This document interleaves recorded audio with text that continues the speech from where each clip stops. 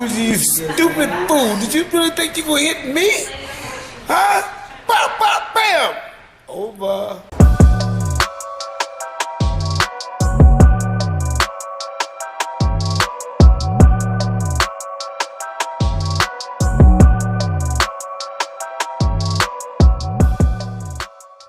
Dante's Boxing Nation, what's going on, guys?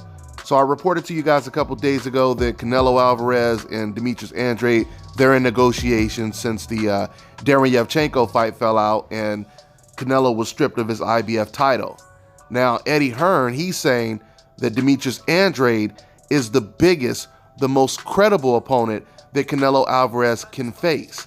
Matter of fact, let me quote exactly what Eddie Hearn had to say. He said, whether Canelo and Oscar want to fight Demetrius Andrade, we'll find out soon. But in terms of a credible opponent, he has to be number one right now. End quote. That's just a small clip of an interview that Eddie Hearn just recently did. But I'll say this. When you hear the promoter or the fighter say, whether Canelo wants to fight Demetrius Andrade, we'll find out soon. And you're hearing this after it's already been reported that there were talks of them fighting or negotiating to fight next, that's not a good sign, or it's not the best sign, because it would seem that Eddie Hearn and Demetrius Andrade, they would know, or they should know by now, if Canelo wants the Andrade fight for sure, but they still don't know. According to Eddie Hearn, they don't know if Canelo actually wants to go down that road. This is why I told you guys when I was reporting the news that Canelo was in talks with Demetrius Andrade.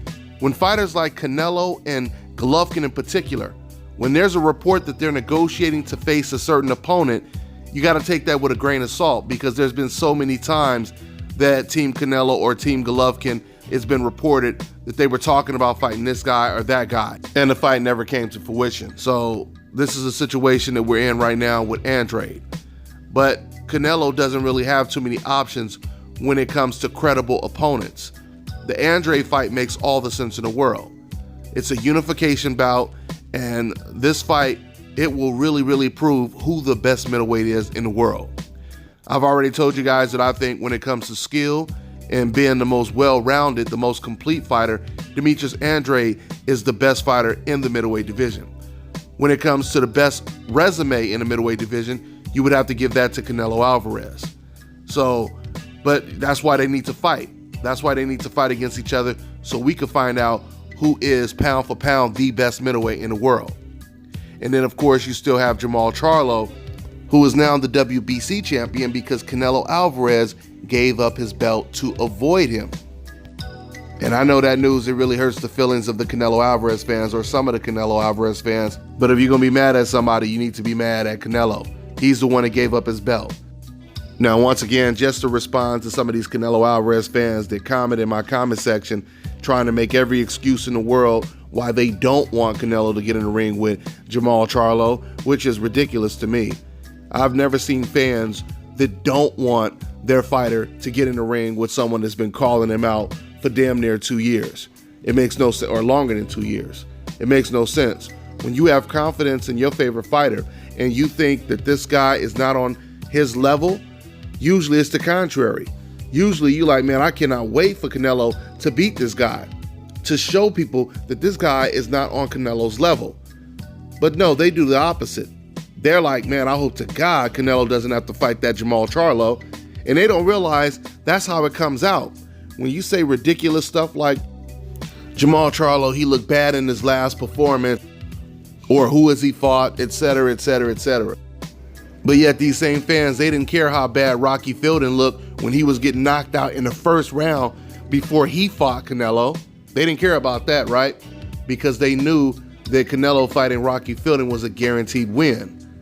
They actually want Canelo to get in the ring with guys that have not fought anyone and has looked terrible in previous fights. They actually want that if it's a guaranteed win. But if it's someone who has a chance of beating Canelo Alvarez, then they want to use these excuses. You see how they contradict themselves? They have no problem with Canelo fighting Rocky Fielding. They never call Rocky Fielding a bum, but then they call someone who's a much bigger threat, who's far more dangerous than Rocky Fielding, they call him a bum.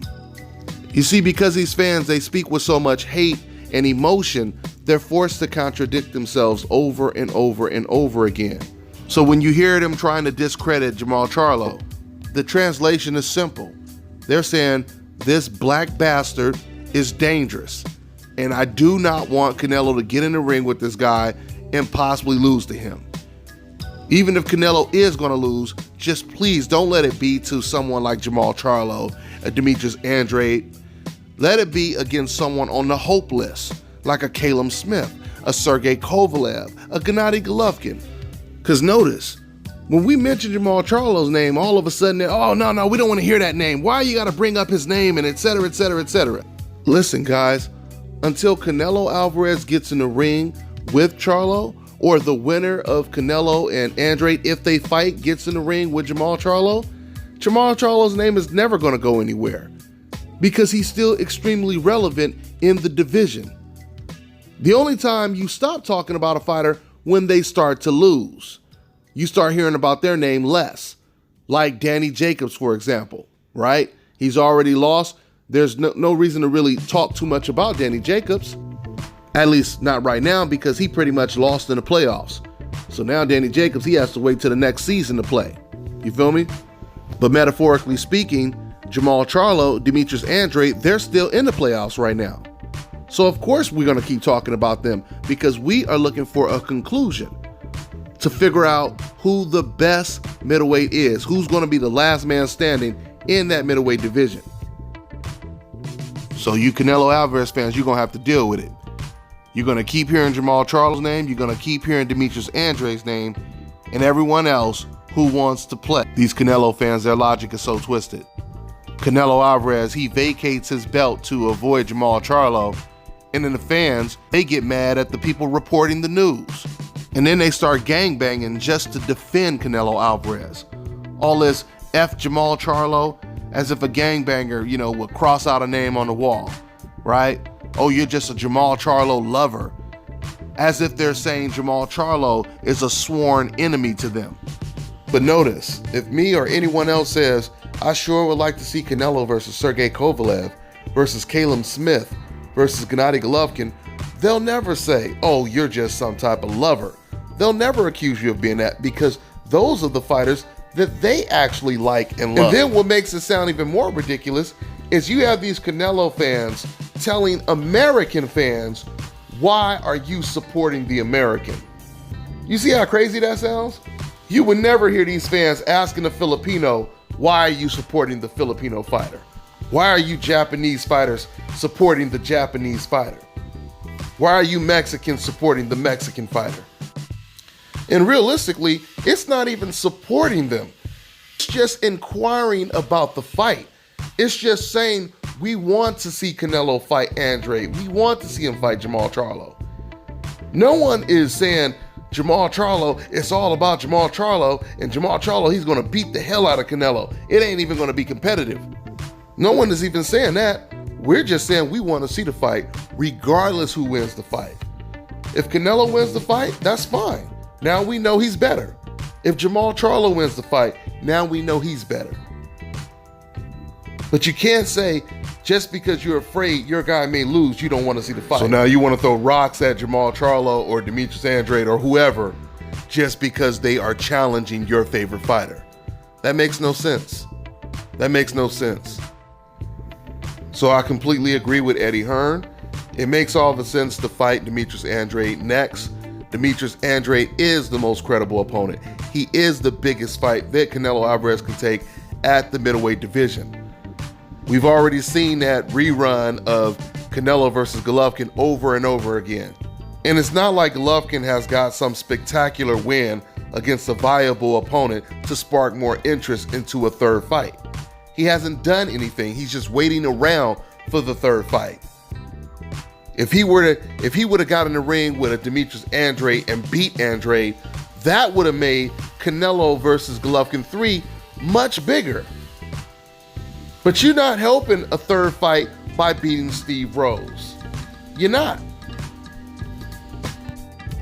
Basically, what Golovkin is doing is he's sitting back and he's letting Canelo and every other top middleweight do all the work for him. And he wants to just show up once all the hard work is done and then get to fight one of these guys for a big payday. That's unfair. That's unfair to everyone else in the middleweight division. Golovkin should have to work just as hard as all the other middleweights.